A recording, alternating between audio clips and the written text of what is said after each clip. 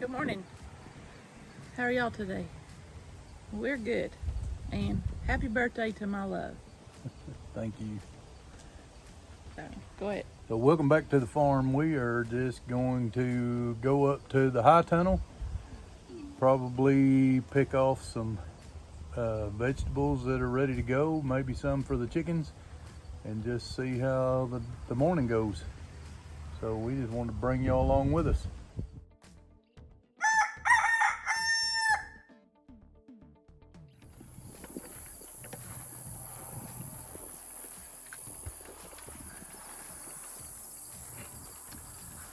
We hadn't had y'all up here much lately because the heat and the grasshoppers has just about got us torn down. But the heat's calmed down, the grasshoppers are thinning out, and peppers are coming on now. Tomatoes are doing a little bit better, so we'll just take a peek at what we got going and show y'all a little bit. We got some pepperoncini peppers.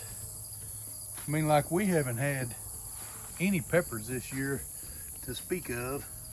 I pulled off one of these pepperoncinis and ate it green, too green, but they're loaded up, these little plants.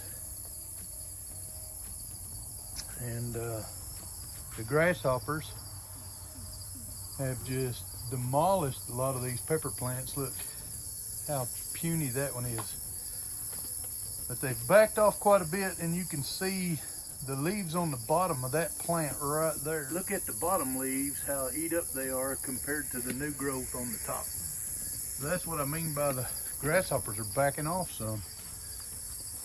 They're loving this new water. Yeah, batteries had gone out on our automatic waterer, the timer for our automatic waterer, and I didn't realize it. I kept trying to turn it back on. Well, it was enough power to turn it on, but it was going off before it would run the water cycle. So for a little bit, they wasn't getting enough water. About a week, I think. I tried that 2 or 3 times, and I finally changed the batteries. And that worked out well. Changing the batteries. Should have done that a long time before, but you can see, I was talking about, I walked away from them a little bit, but let me stick you over there. You can see the tomatoes are still kind of undersized right now, but they are coming on. We've had a lot of worm damage. I don't know how many hundreds of cutworms we've pulled off, but we haven't sprayed anything on them. They're all natural. And you can see here's grasshopper damage to that little pepper plant right there. I found a good sized bell pepper yesterday. Let's see if I can find it again. They're coming on a little bit.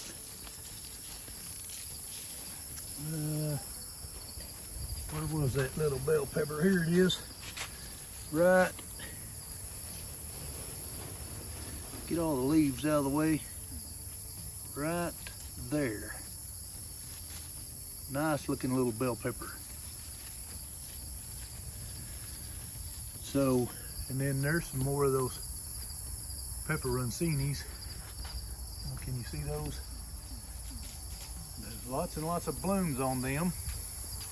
And those pepperoncinis, there's a tomato plant or two in the middle there, but they run all the way down through this row so far, and then they switch over. We got several other types of peppers out here, bell peppers and some spicy peppers. See, all of them pepperoncinis are ahead of the rest of the pepper plants. They're really doing good comparing. Like these are getting close to the right size. This one got a little bit of bug damage, I think, but good looking peppers. And the tomatoes again. Lots of grasshoppers still in here, but nothing like we had. So the heat and everything, we thought it was all gonna die, That's why you see these tomato plants just sprawled out everywhere and not even staked. We didn't think it was going to survive. The one thing we usually have great success with, the grasshoppers just about completely demolished. Here's some kind of little pepper there. Let me see if I can find a tag on it, see what kind of pepper that is. The tag's not on that one. Maybe. It's a sweet carnival bell pepper blend, but look how that plant right there has just been decimated by grasshoppers.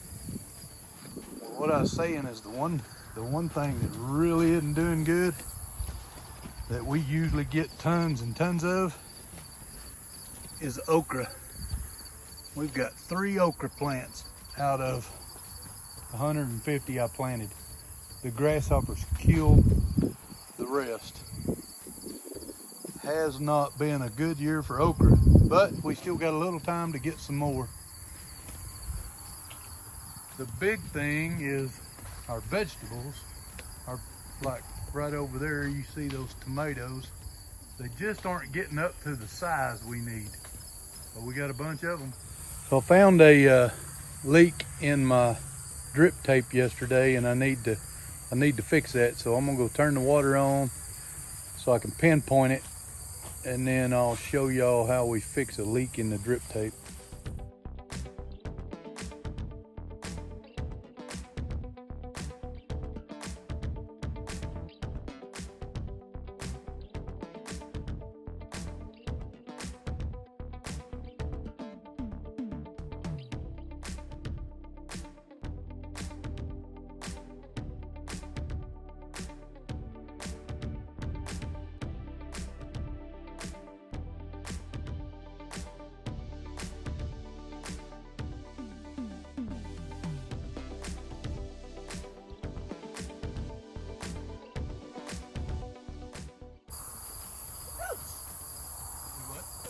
Bit me.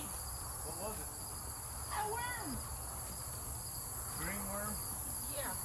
Show it in the camera. I'm trying to, but he's trying to bite me. I'll get it just a minute. I guess I'll get over his head. He can't bite me.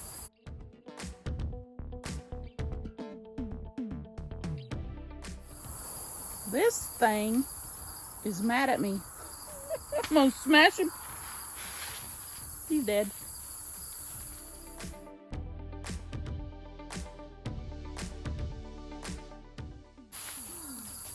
Bit you, huh?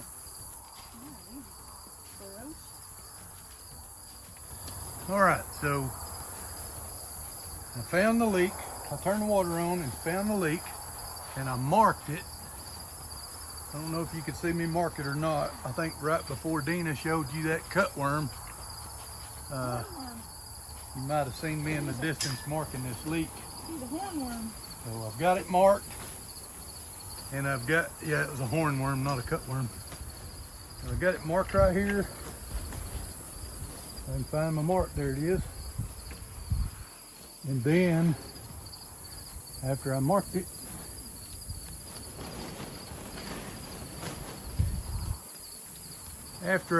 I went and got what I need to repair it. So let me zoom you in the middle of the screen, that orange piece of string right there. There's a leaf in the way, but it kind of runs out here on the paper, and I tied that right around where it needs to be fixed at.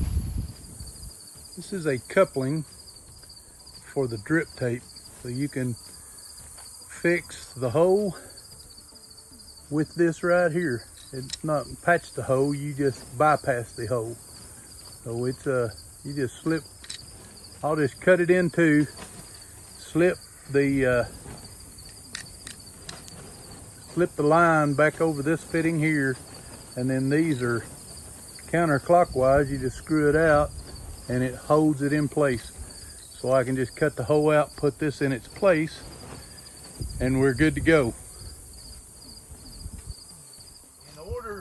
Put that coupling in place, I've got to have a little slack on on the line, so I have to come down here at the end, pull the staple up, and just leave it loose. That way I can pull slack down there where it's leaking at and have enough slack to work with. All right, so right here's the leak where I got this string, but I've got to pull this staple up to give me that slack I was talking about. Now I can pull it out here, take my string off. And that leak is right on the edge there. I'm just going to cut a little piece out right there like that. The leak, you can see it.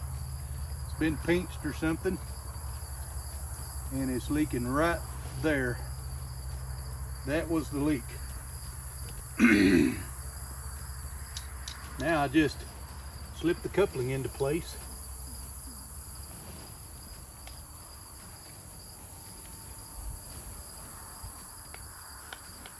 Run this counterclockwise to hold it.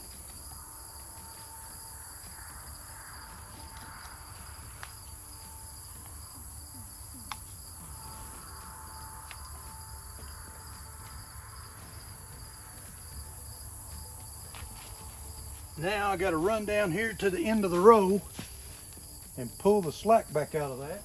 Put my staple back.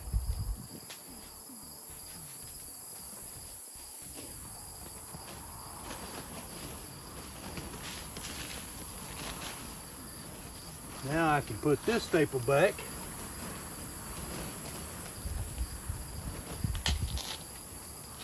Right over that coupling. And now I'm going to run down, turn this line back on, and check for leaks. I wanted to show y'all all of these ripe tomatoes on these plants.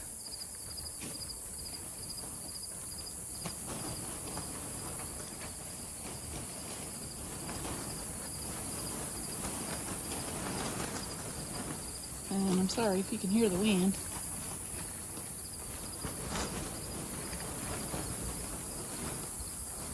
And we've got a little bit of these green zebras.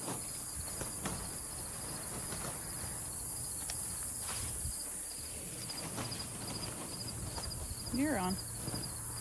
All right. I've got an emitter right there, but no more leak. The emitter's sure working overtime though.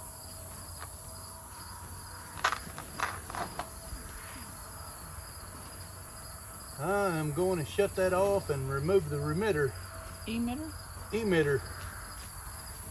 And it'll shorten my line just a little bit more.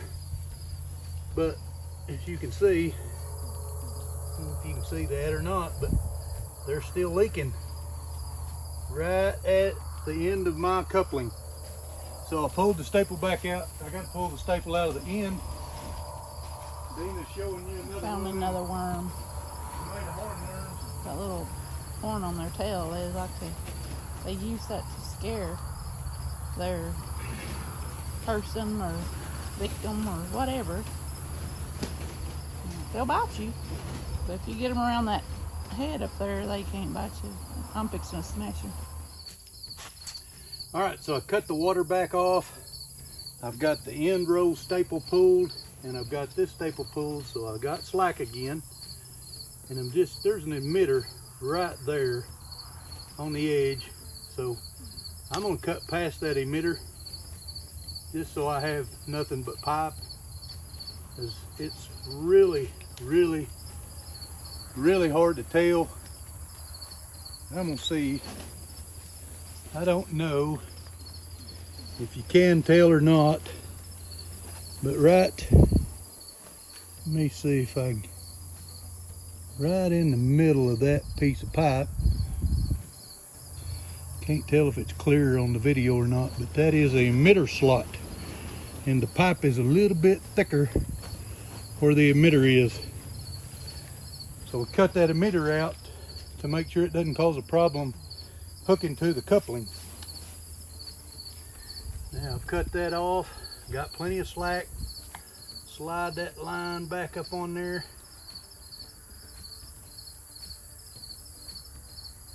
Tighten it up. And I'm going to turn the water on this time before I put the staples back, to find out if I've got a leak or not. Okay, the water's back on and we have no more leaks, at least nothing more than an emitter size. So I will stake this back again, just like that, and I'll go stake the end of it. Pull the tension back in it. Here's Dina down there looking for worms. All right, so this is the next project I want to tackle today. It looks overwhelming, but I think it's going to be okay. Let me flip you around and I'll show it to you. This is 2 rows of tomato plants. One there and one there. They're 5 feet apart. What I'd like to be able to do is get it where I can walk down between them again. And like I said, these things have kind of taken off. We have not really abandoned them. We'd checked on them a few times, but until the heat got better in control and we got a little better moisture, they weren't growing, and now they're growing together. And we never finished our top row on what would be your right hand side over here. We never finished the top row of support. So that's what I want to try to do today, is put a line on that top, and then brace or get some tomato clips and see if I can't clip them up there to get them out of the aisle and up the way they should go. Make it easier for us to harvest and make it easier for us to prune, that kind of stuff. Just wanted to show the beauty of a tomato growing on the vine. So the way we're doing these tomatoes, the way we're trellising them, is not my favorite way. My favorite way is what we call lower and lean, but you need bracing at the top, and we have had some problems with the top of this high tunnel being strong enough for that. So I'm going to have to put in more bracing in the high tunnel itself before I can do the lower and lean. But eventually I will get that set up. I think it's a lot easier manageable system, and I can get a lot taller tomato plants. Right now I'd say there's some tomato plants now, albeit they're leaned over, but there's some tomato plants in here that are over 7 feet tall, but they don't look it because they're all leaned over. So let me get my line and run a couple lines down the very top. The plants are already too tall to put one between, so normally I would have had 2 more lines on this side over here, but because they're already that tall, I'm just going to put one and start it right at the top of each post and just run all the way down through there, and then we'll brace the plants up with tomato clips. So we are just using a baling twine. It's the most economical. It's not always as stout as I would like it to be, but to run as much as we use, this is the most economical way. So that's what we use on our tomato trellises right now. All right, here we go.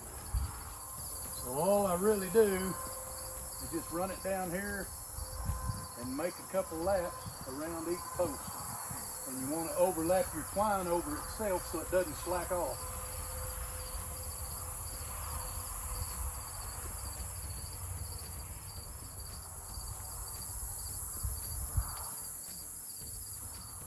Let's try that again.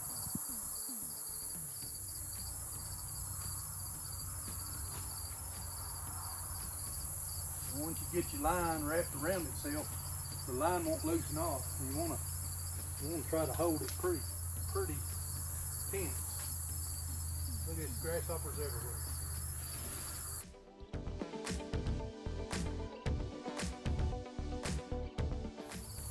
These shoots you're seeing right here, these are side shoots.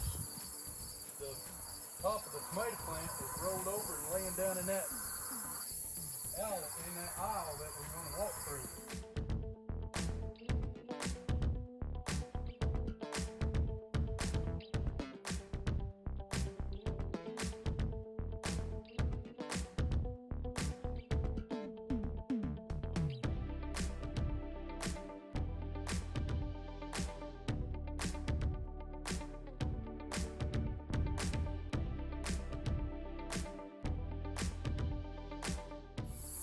Alright, I don't know if you can hear me, but here we go to the other end, back to the other end.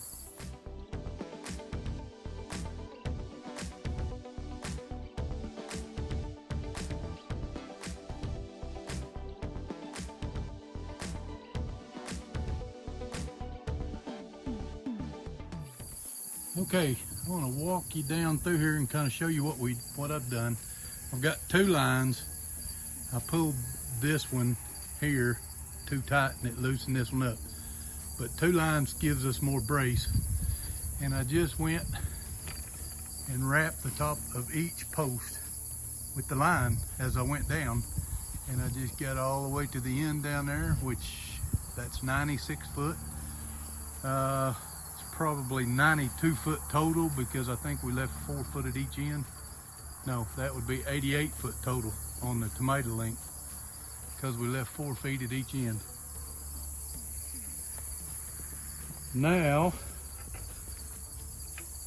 we get to try to clip them up. We're going to clip the tomato plants to the line I just ran, and then we'll probably have to do some pruning too. Deanna has got the basket of tomatoes that she just picked while I've been busy putting that line up and fixing that water leak. I'm gonna go through and pick out the bad ones and throw them to my chickens. I want to show you, these are the tomato clips that we use. So the idea is to put they just snap together like that right there, make a ring, and you can loosen them. But the idea is to get the string in this hinge. That hinge will pinch the string and hold it there, and that way this thing don't slide around and let the tomato plant move around. So we'll go down through there and see if these can help make us room so we can walk down through the aisle again. Y'all might have thought I was spoofing, but I don't know if you can tell that this tomato plant right here is well over 7 foot tall, maybe 8.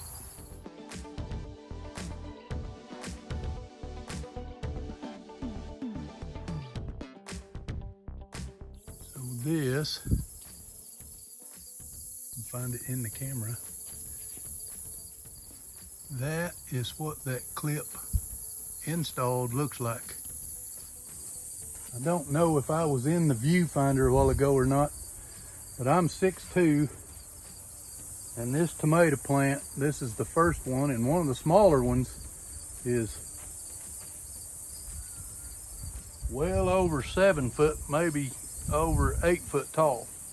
That's why it's taking up so much room, draped over in the aisle.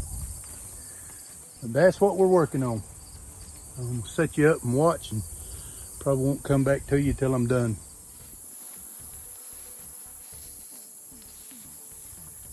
This is 2 plants, plus there's more than one runner. This is just the top of a part of the top of one.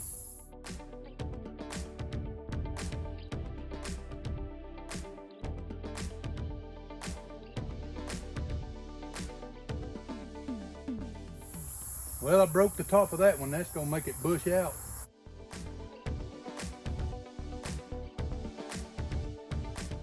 What I'm trying to do is take the heaviest runner and put it around all the other runners that are hanging down to kind of create a basket, so to speak. So I've got 2 or 3 here, and then I've got this main runner wrapped around this way and then back to the string, and it holds the whole thing up. At least that's my plan. I love these little clips though.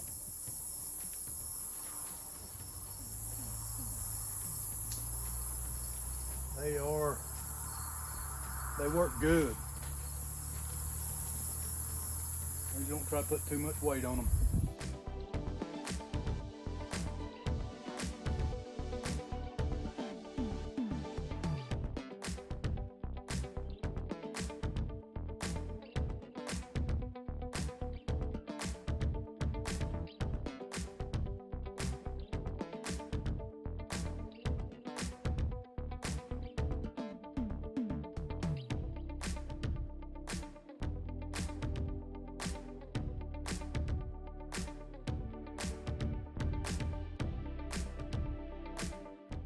Oops, didn't get my clip snapped.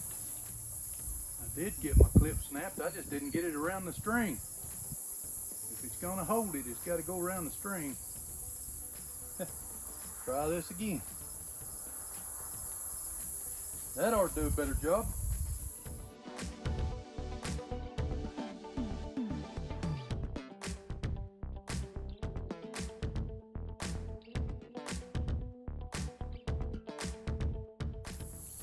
I'll bet this plant right here, if I could hold it all the way up, is over 10 foot tall. The ceiling in there is 14 foot at the very peak. And I bet that plant would get awful close to the ceiling on this outside here. And these bigger plants that are so big, I don't even have to put a clip on them just to get them over the top of that twine, and it holds them up, and it's going to make room for us to get through there. So this plant, this tomato plant, let me bring you down here. This plant right here has grown to 3 feet. That's about 3 foot tall.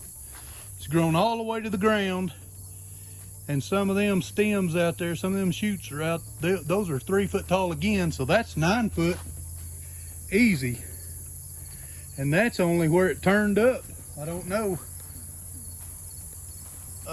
if that's the length of it total or just where it turned up. I'm accomplishing what I wanted to do because I can walk down this aisle now, at least down here to where I started, to where I stopped. And let's go around and do it some more.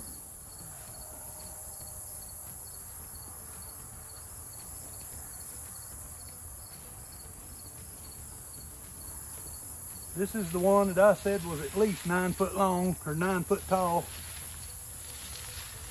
You don't know, tomatoes are a vine plant, so you stake them up, they'll get really long. And we haven't even fertilized these. I think in the next video or two, I'm going to be getting our fertilizer injector set up and try to put some fruit on these things because the fruit's not setting that good yet. And that is where you do your best, is when you get the fruit setting.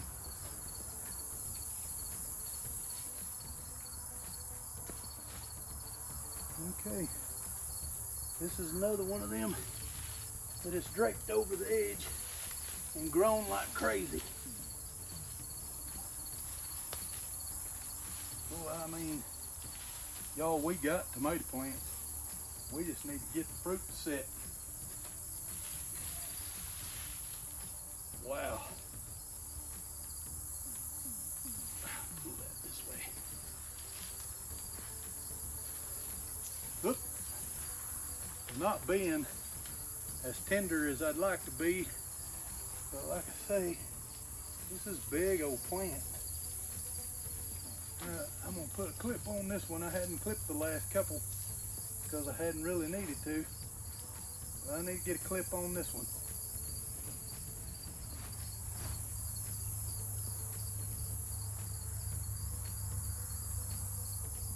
pulled it through to the other side because it was so big. I think I'm gonna have to work down that middle. These plants are so big I couldn't get them all from that side. This one, look at this, y'all. I've got a 6-foot wingspan, so that's at least 4 foot tall. That's 10 foot easy. All I really have to do is kind of drape that up over the top. If I find I have problems with that not staying up there draping it that way, I'll come back and put a few clips on it. I got these tomatoes are every 2 foot. And I've got a plant every 2 foot on this row. Like I said, I think it's 88 foot long. I think altogether we got 120 or 125 tomato plants in here this year. We've had over 200 tomato plants at that time. That's a lot of tomato plants. It'll teach you a lot to grow that many. If you're up for it, you ought to try it sometime because you'll learn. That is for sure. If you're up for it, a lot of work, you will learn. All right, I'm gonna put a clip on this one to hold it up there.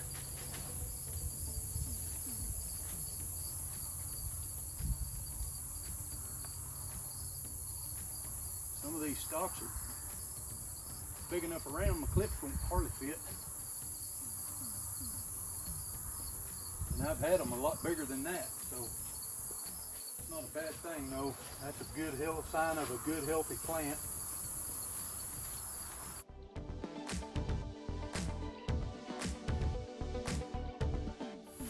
Again, this one here, I think is well over 10 foot long.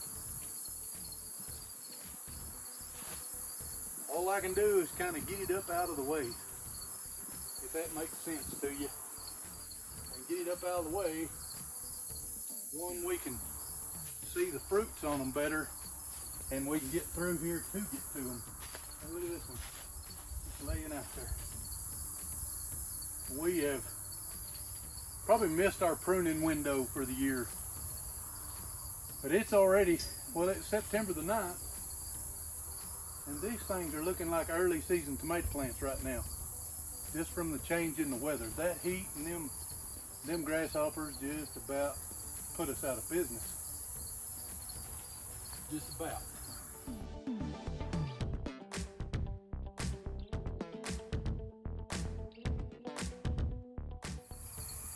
I don't know if I can even accurately show in a video just how thick and big these vines are. We normally prune, I don't know if you can hear me down there. I was saying, I don't know if you can see just how thick and big these vines are, but we normally prune to one main vine and leave everything, cut everything else off. And then when we have fruit, so fruit will set at the bottom first and work its way up the vine. So you prune the leaves. This is, next year we'll show you this a little better, but prune the bottom leaves up to the first fruit. And then as that fruit sets and gets ripe, you trim it off and keep trimming the limbs up to the next fruit, and you keep going. But I want to take you back around the other side and show you that plant I just laid up there, how many blooms is on that thing. It's hot in here too, by the way. I don't know if y'all can see in the camera that sweat rolling off my forehead. It is definitely hot. So if blooms are any indication of how many tomato plants or tomatoes we're gonna get off these plants, look at how many blooms are on these plants. I'll set you up right here, go back around and keep going. I think I'm somewhere close to halfway down through this aisle now. Somewhere near halfway. My phones are ringing, but I think it's a spam risk, so I ain't answering it. Y'all got some way to get rid of those spam phone calls, and it's for real and don't cost me, put it in the show notes below. I don't want to pay for somebody not to call me, but other than that, I sure would like to know how to get rid of them.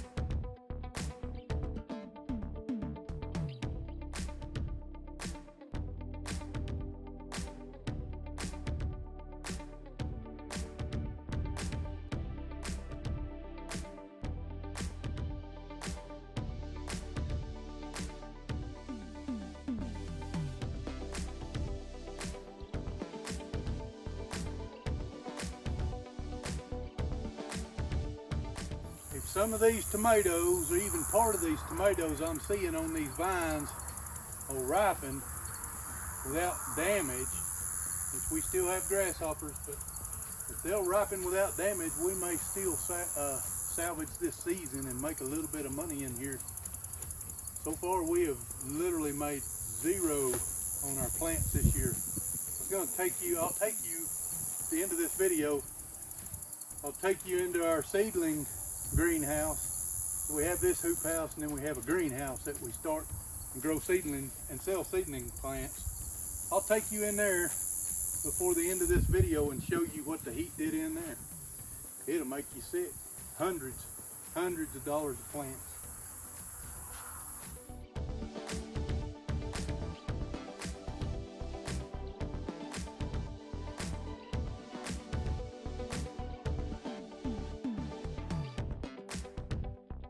Y'all, I'm over halfway. Look at the grasshopper damage on this. This is a beautiful mortgage lifter tomato.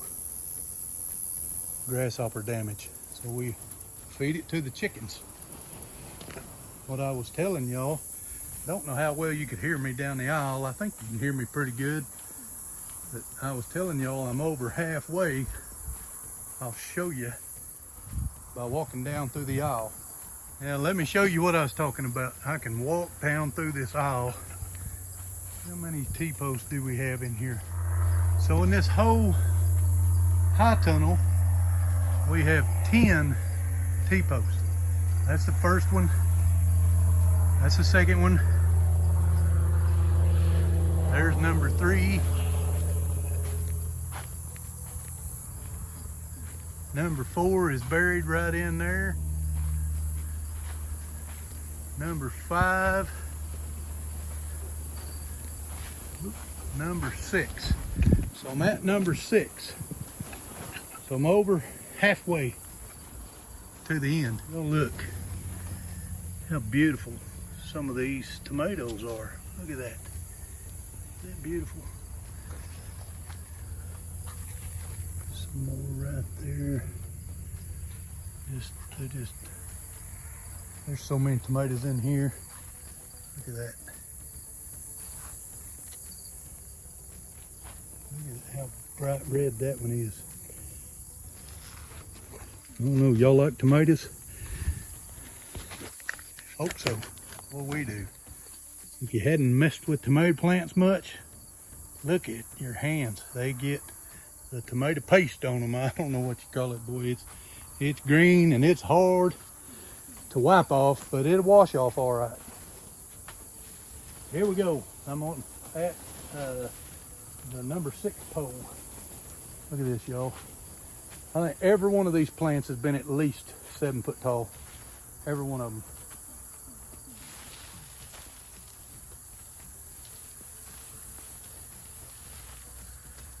And this one is enormous. It's only one plant. It's more than one runner, but it's only one plant.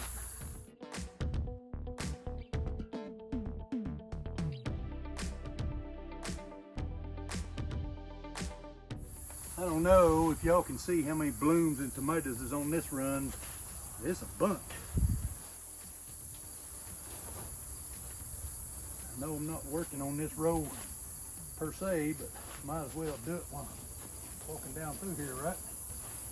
I'm gonna put this up. Get it over there where I want it. Maybe. Maybe.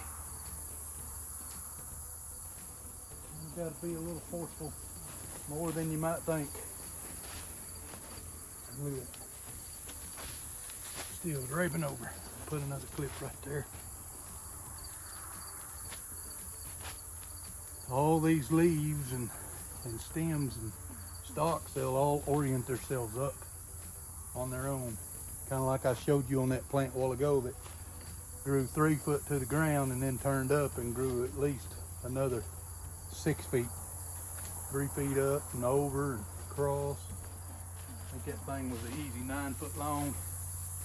But they'll orient themselves to the sun, basically is what they're doing, orienting to the sun. And that's what you want them to do.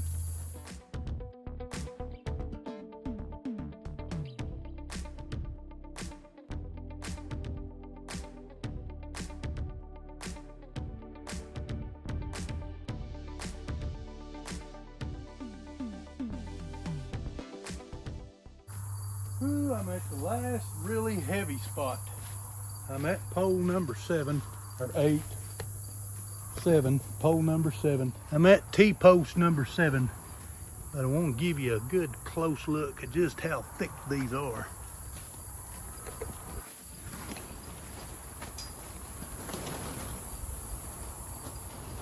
We're trying to get down there by that door. I'm gonna need a shower from sweat and green tomato stuff.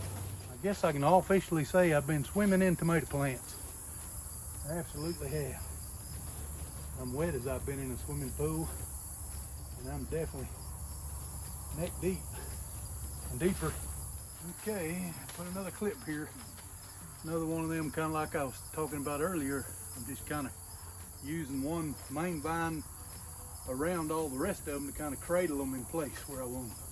If you're learning gardening from us, you're learning with us, because we're learning all the time. This should have been done a long time ago, but we literally thought that the heat was going to kill them all. So we had given up. We'd given up and never give up. That's the lesson here, is never give up.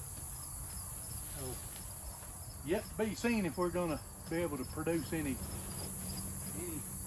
amount of tomatoes, but I think we will. I'm optimistic. Now you can see down through there. Well, let's walk through, see what we got.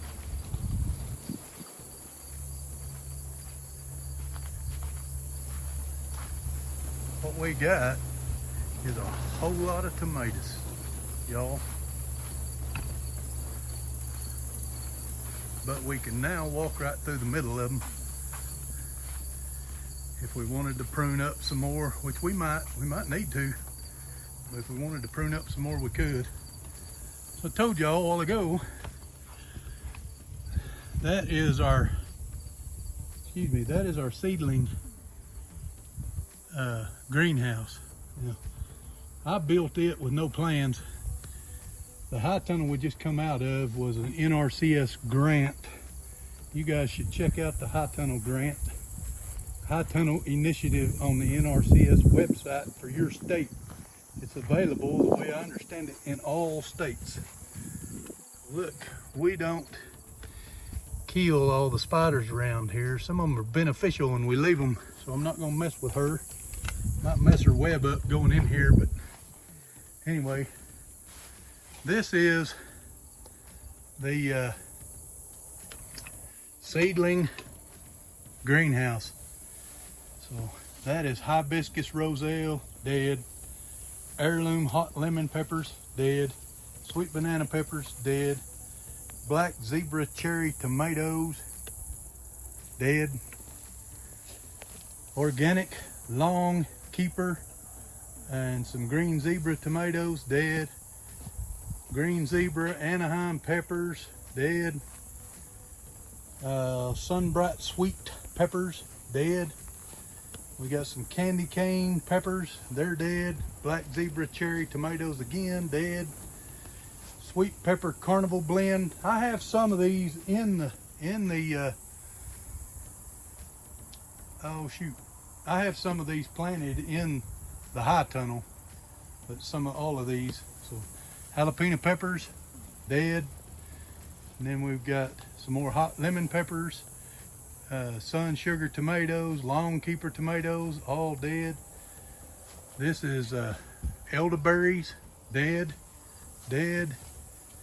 Well, I don't remember what this is. Got Brussels sprouts, dead. Brussels sprouts, dead.